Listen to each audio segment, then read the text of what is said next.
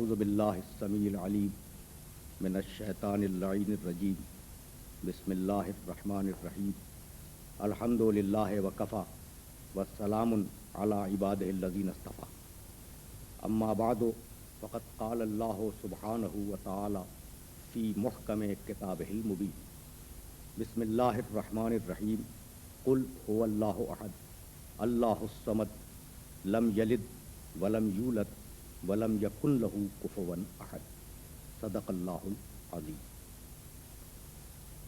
عزیزان محترم، سورہ اخلاص کی تلاوت کا شرف حاصل کیا گیا۔ اس سورہ میں پروردگار عالم نے پیغمبر اسلام صلی اللہ علیہ وآلہ وسلم کو مخاطب کرتے ہوئے یہ ارشاد کیا کہ قل هو اللہ احد، حبیب کہو کہ وہ اللہ ایک ہے، اللہ الصمد، وہ اللہ بے نیاز ہے۔ دو لفظ دیے، احد، صمد۔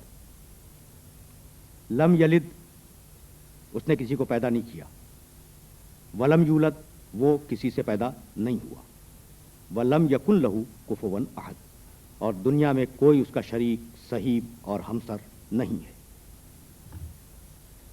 سب سے پہلے جو بات میں آپ کی خدمت میں عرض کرنا چاہوں گا وہ بات یہ ہے کہ پیغمبر اکرم کو حکم دیا کہ کہو، اور پیغمبر اکرم نے ان آیتوں کو ہم تک پہنچایا، یعنی پہلے مخاطب وہ اور اس کے بعد پوری انسانیت ان آیتوں کی مخاطب ہے۔ کیا کہو؟ هو اللہ احد، وہ اللہ ایک ہے۔ میں کون اللہ؟ اگر میں کہوں کہ وہ کتاب لائیں تو آپ پوچھیں گے نا کون سی کتاب؟ اگر میں یہ کہوں وہ شخص آیا تھا تو یا تو پہلے سے ذہن میں طے ہو کہ کون سا شخص، ورنہ میرے محترم سننے والوں میں سے ہر ایک کو یہ حق ہوگا پوچھنے کا، بھئی آپ جو کہہ رہے ہیں وہ شخص آیا تھا، کون سا شخص؟ تو اس میں وہ بہت کلیدی ہے، کی ورڈ ہے، جسے ہمارے مفسرین نے ضمیر شان کے نام سے یاد کیا کہ یہ جو وہ ہے وہ پروردگار عالم نے زینت کے لیے رکھا ہے۔ حالانکہ میرا خیال یہ ہے کہ ہوا اللہ کا ہوا، یہ تو دو حرف ہے نا، پروردگار عالم ایک زیر اور ایک زبر بھی زینت کے لیے اور غیر ضروری استعمال نہیں کرتا، جب تک کہ اس کے پس منظر میں اور اس کے بیک گراؤنڈ میں کوئی چیز نہ ہو۔ تو یہ ہوا کلیدی لفظ ہے، ہوا اللہ، وہ اللہ بھائی کیا ہے؟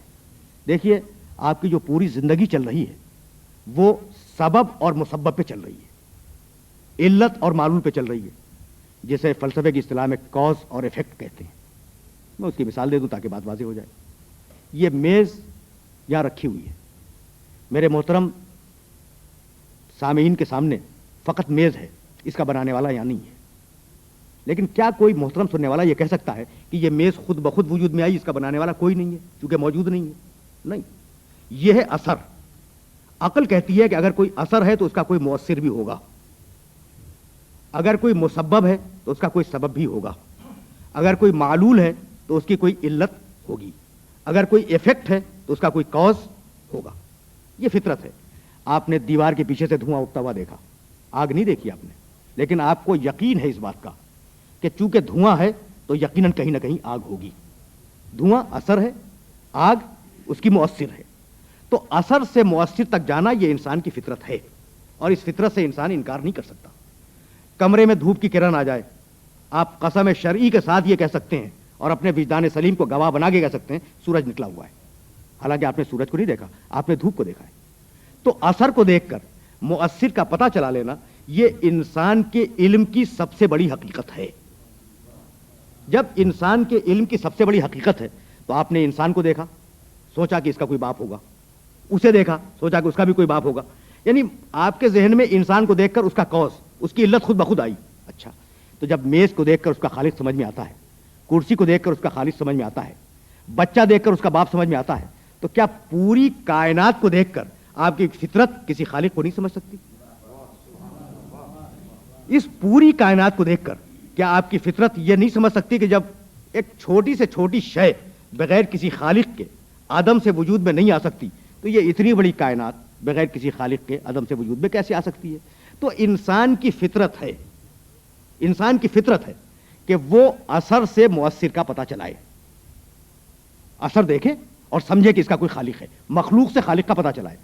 تو کائنات کو دیکھا، اور کائنات کو دیکھنے کے بعد آپ نے یہ طے کیا اپنی فطرت کی بنیاد پر کہ اس کائنات کا کوئی نہ کوئی خالق ہے.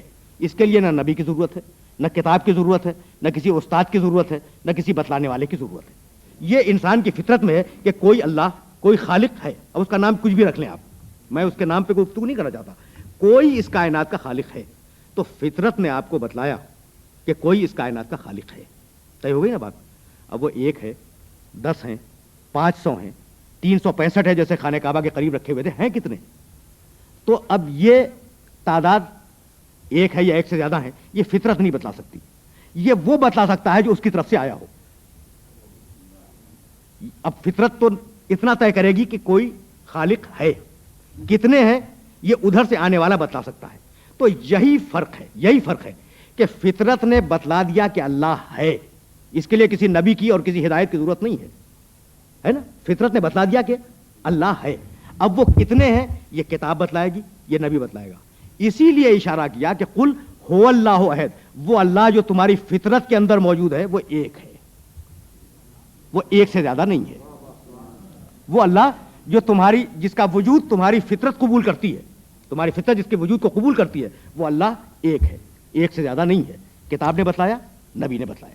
اچھا ایک ہے نہیں، واحد کے معنی ہے ایک، احد کے معنی ایک نہیں، احد کے معنی اکیلا. اب واحد میں اور احد میں فرق کیا ہے؟ دیکھیے ایک کاغذ کا ورق لے لیں، ایک ورق، اسے پھاڑ دیں وہ 2 ہو جائے گا، 4 ٹکڑے کر دیں 4 ہو جائے گا، اس کے 50 ٹکڑے کر دیں 50 ہو جائے گا. تھا ایک ہی نا. تو ایک اسے کہتے ہیں جس کے بہت سے ٹکڑے ہو سکیں. یعنی ایک وہ جو 2 ہو سکے، اور ایک وہ جو آدھا ہو سکے، اور اکیلا وہ جو نہ 2 ہو سکے نہ آدھا ہو سکے. تو پروردگار عالم ایک نہیں ہے، اکیلا ہے. اچھا اب ظاہر ہے کہ میرے سننے والوں کی عقل میں اور ان کی فکر میں واحد اور احد کا فرق جب آ گیا تو فطری طور پر محترم سننے والوں کے ذہن میں یہ سوال پیدا ہوگا کہ بھائی اگر وہ ایک ہے تو کیا فقط کہی ہوئی بات مان لی جائے، یا کوئی عقلی دلیل، جیسے میں نے کاز اور ایفیکٹ کی عقلی دلیل دی تھی، کوئی عقلی دلیل موجود ہے اس کے ایک ہونے پر؟ تو عزیزان محترم، دین اسلام کا کمال ہی یہ ہے کہ اس کے سارے عقائد جس طریقے سے کتاب کی بنیاد پر مستحکم ہے، اسی طریقے سے عقل اور منطق کی بنیاد پر بھی مستحکم ہے. فرض کر لیں، دیکھیے عہد کو ذہن میں رکھیے گا، عہد وہ جس کے جز نہ ہو سکیں، عہد اکیلا اسے کہتے ہیں جس کے جز نہ ہو سکیں. فرض کر لیں ہم تھوڑی دیر کے لیے کہ خدا 2 ہیں. اچھا صاحب مجھے اجازت دے کہ میں سوال کروں، بھائی آپ 2 انسان اگر آمنے سامنے کھڑے ہوں تو آپ میں امتیاز کیا ہے اور اشتراک کیا ہے؟ اشتراک یہ کہ دونوں انسان ہیں، دونوں کے 2 آنکھیں ہیں، دونوں کے 2 کان ہیں، دونوں کے 2 ہاتھ ہیں، دونوں کے 2 پاؤں ہیں. یہ مشترک چیزیں ہیں نا. امتیاز کیا ہے؟ شکل کا امتیاز، لہجہ الگ الگ ہوگا، سوچنے کا انداز الگ ہوگا، خاندان الگ ہوگا. تو ہر انسان میں 2 چیزیں ہوں گی، ایک مشترک اور ایک الگ کرنے والی. یہ بات تو میں سمجھتا ہوں کہ واضح ہو گئی. اب یہ 2 انگلیاں ہیں، اب 2 کس بنیاد پہ ہیں؟ یہ ایک کیوں نہیں ہے؟ اس لیے کہ ایک چھوٹی ہے اور ایک بڑی ہے. انگلی ہونے میں دونوں مشترک ہیں، لیکن ایک چھوٹی ہے اور ایک بڑی ہے. اب فرق ہو گیا نا. تو ہر 2 چیزیں، ہر وہ شے جو 2 کی تعداد میں ہو، یعنی ایک سے زیادہ ہو، اس میں ایک چیز ہوگی مشترک اور ایک چیز ہوگی الگ. اس بات کو ذہن نشین فرما لیں تاکہ مجھے آگے گفتگو کرنے کی سبیل مل جائے.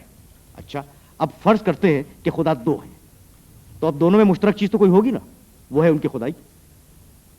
اور دونوں کو الگ کرنے والی بھی کوئی چیز ہوگی، جو ایک دوسرے سے الگ اور ممیز ہو رہے ہیں تو الگ کرنے والی بھی کوئی شے ہوگی. تو ہر خدا مرکب ہو گیا ایک مشترک سے اور ایک مختلف سے. ہر خدا کے اندر 2 چیزیں آ گئی نا، ایک وہ جو مشترک ہے دونوں میں اور ایک وہ جو مختلف ہے دونوں میں. تو ہر خدا مرکب ہو گیا ایک مشترک سے اور ایک مختلف سے. اور ابھی ہم نے یہ طے کیا ہے کہ عہد اسے کہتے ہیں جس کے اندر اجزا نہ ہو. عہد اسے کہتے ہیں جس کے اندر اجزا نہ ہو. تو اگر خدا 2 ہوتے تو دونوں کے اندر ترکیب آ جاتی، اشتراک آ جاتا، امتیاز آ جاتا. اور جس ذات میں ترکیب آ جائے، اشتراک آ جائے، امتیاز آ جائے, پہچاننے کی صفتیں الگ الگ پیدا ہو جائے, وہ شے مخلوق تو ہو سکتی ہے, خالق نہیں ہو سکتی. اس لیے پروردگار عالم نے لفظ عہد استعمال کیا ہے. قرآن میں 22 مقامات پر لفظ واحد بھی آیا ہے کہ حکومت قیامت کے دن کس کی ہوگی؟ للہ الواحد القہار, اس اللہ کی جو واحد ہے. تو واحد کے لفظ کے معنی ایک, اور عہد کے معنی اکیلا, تو واحد تو آ گیا.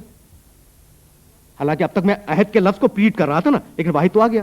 تو عزیزان محترم, قرآن میں تضاد نہیں ہے, قرآن میں کنٹراڈکشن نہیں ہے. یہ دونوں لفظ دو الگ الگ مدارج ہیں اور دو الگ الگ اسٹیجز ہیں. جس معاشرے میں 360 اندھے بہرے گونگے لولے لنگڑے بت پوجے جا رہے ہوں, اس معاشرے میں خدا کی توحید کو سمجھانا بہت مشکل کام تھا نا. تو 360 کے مقابلے میں کہا کہ ایک ہے, اور جب وہ اس ایک پہ آ گئے تو کہا کہ یہ ایک نہیں ہے بلکہ اکیلا ہے. تو تدریج کے ساتھ پروردگار عالم نے تدریج کے ساتھ فلسفہ توحید کو آگے بڑھایا, اور اس کے بعد ارشاد فرمایا اللہ الصمد. دیکھو وہ بے نیاز ہے. صمد کے معنی بہت سے ہیں, ایک معنی وہ بے نیاز ہے. دنیا کی کوئی ایسی مخلوق نہیں ہے جو محتاج نہ ہو. جہاں احتیاج دیکھو سمجھ لو کہ خدائی نہیں ہے, ربوبیت نہیں ہے, عبودیت ہے. اور جہاں دیکھو بے نیازی ہے وہاں سمجھ لو کہ وہ خدائی کی منزل ہے. تو وہ ہے صمد, بے نیاز. اب پیغمبر اکرم نے اس کی تشریح کیا کی قرآن مجید کے حوالے سے. بھائی یہ تمہارے بت ہیں نا, یہ بول نہیں سکتے, اور میرا خدا وَكَلَّمَ اللَّهُ مُوسَىٰ تَكْلِيمًا, اس نے درخت کے ذریعے موسیٰ سے بات کی. یہ تمہارے جو بت ہیں ان کو اگر ایک جگہ سے دوسری جگہ ہٹا دو تو ہٹ جائیں, اپنی مرضی سے ہل بھی نہیں سکتے.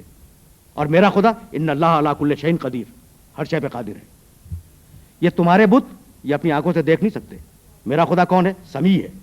اب لفظیں آ رہی ہیں قرآن مجید میں. یہ تمہارے بت سن نہیں سکتے. میرا خدا کون ہے؟ بصیر ہے.